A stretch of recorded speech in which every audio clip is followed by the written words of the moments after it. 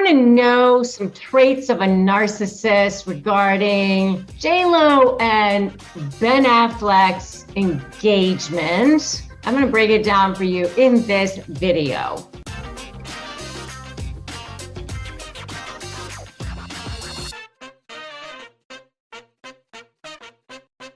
Hey there, I'm Rebecca Zung, and I'm an attorney. I'm also a narcissist negotiation expert. So Ben and Jennifer Lopez are engaged again, and I just want to talk about that in this video because what is up with that? I get that Jennifer Lopez wants to have a love life, and I'm all for people being happy in their love life. I mean, why not? Why not have a love life and be happily ever after and have romance in your life? And I want people to be together and all that good stuff. Totally. And they should be together if they want to be together. But what is going on with her? And Jennifer is a master at orchestrating her career, I do have to say. I mean, she went from being this dancer and this backup dancer, all of the things that she's been able to do and accomplish and be at the pinnacle and have acting and singing and remain at the top of her game and stay looking incredible. And kudos to her. She looks amazing. But that's all the reason why all of this is actually very puzzling to me, because her love life is, quite frankly, a mess. She goes from one guy to the next all the time. She's all over the place. And the guys that she chooses sometimes are just very puzzling. And, you know, she has to be married or engaged all the time. And what is up with that? It's like she cannot be alone. I just want to break that down. You know,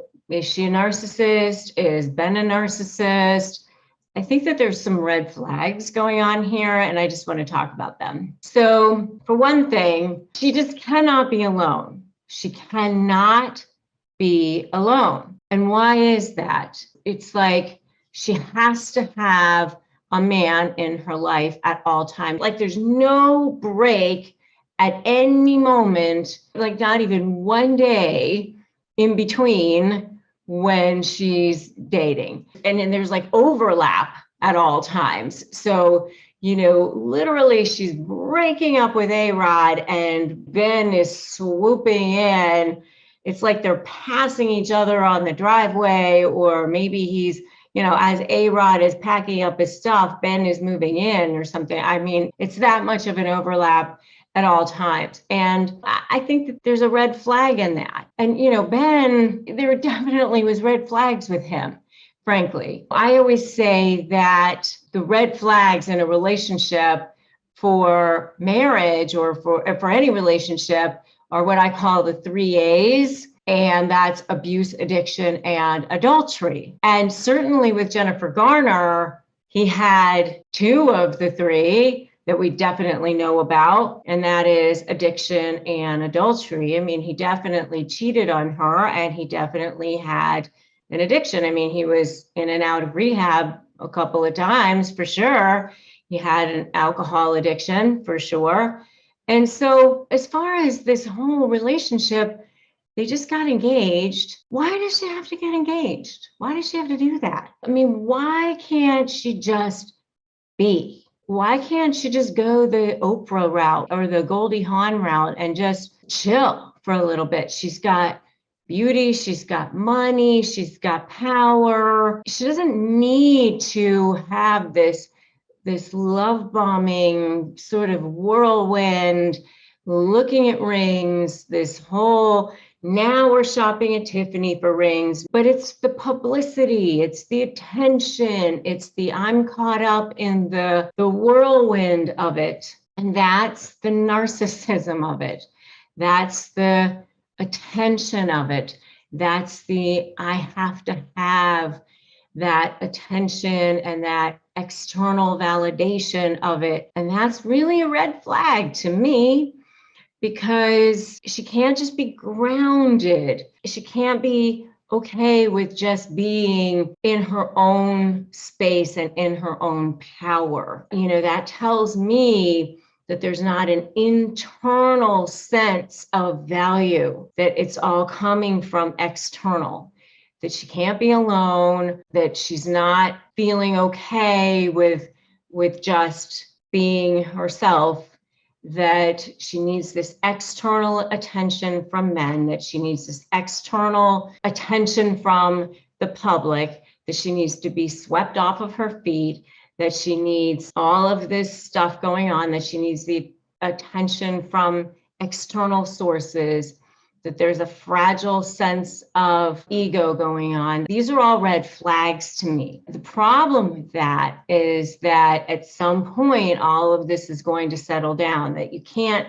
sustain this level of energy and heightened emotions and fun and games and excitement and hormones.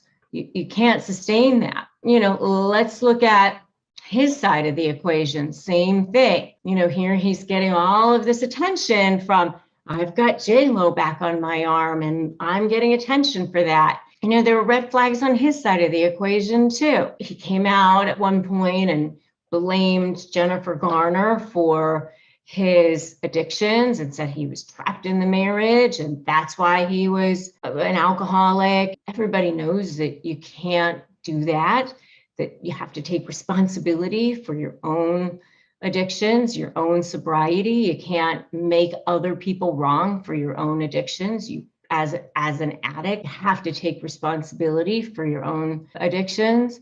So that's a huge red flag to me. And that's extremely narcissistic as well. And he was a cheater. So what's the next shiny object going to be for him when all of this settles down? Is he going to go out and cheat again? So when all of the dust settles on this, and maybe they have this massive lavish wedding that gets written up in People magazine or whatever it is, and the dust settles, because it will eventually, and they won't be on page one of everything and being the center of attention, then what?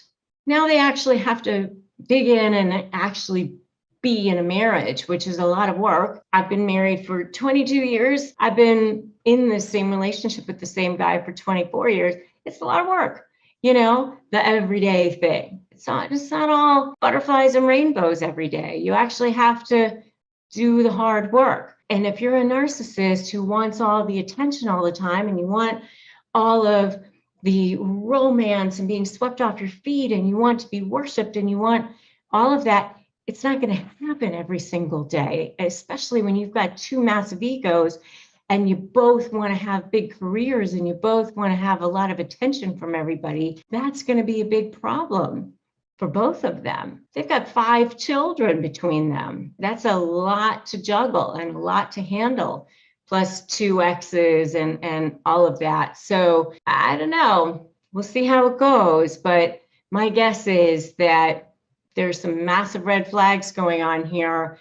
And I don't see long-term going on here. And, until Jennifer can really figure out who she is and feeling whole and complete without, this massive worship and attention from a man, especially one who also needs to be worshiped and have lots of attention himself, she's probably not going to be getting the happily ever after here that she's looking for, but we'll see. I would love to know what you guys think. Drop me a comment below and let me know what your thoughts are. And if you think that you might be in a relationship with a narcissist, I have a quiz in the comments below or in my description below this video. So you're welcome to take that quiz, and make sure you subscribe to this channel and hit that notification bell as well. I upload brand new free content on how to negotiate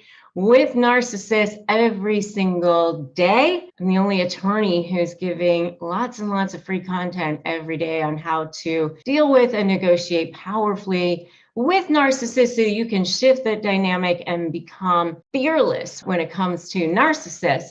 So thanks for stopping by, And as always, remember that today is a great day to start negotiating your best life. I'm Rebecca Zung, and I will see all of you guys in the next video.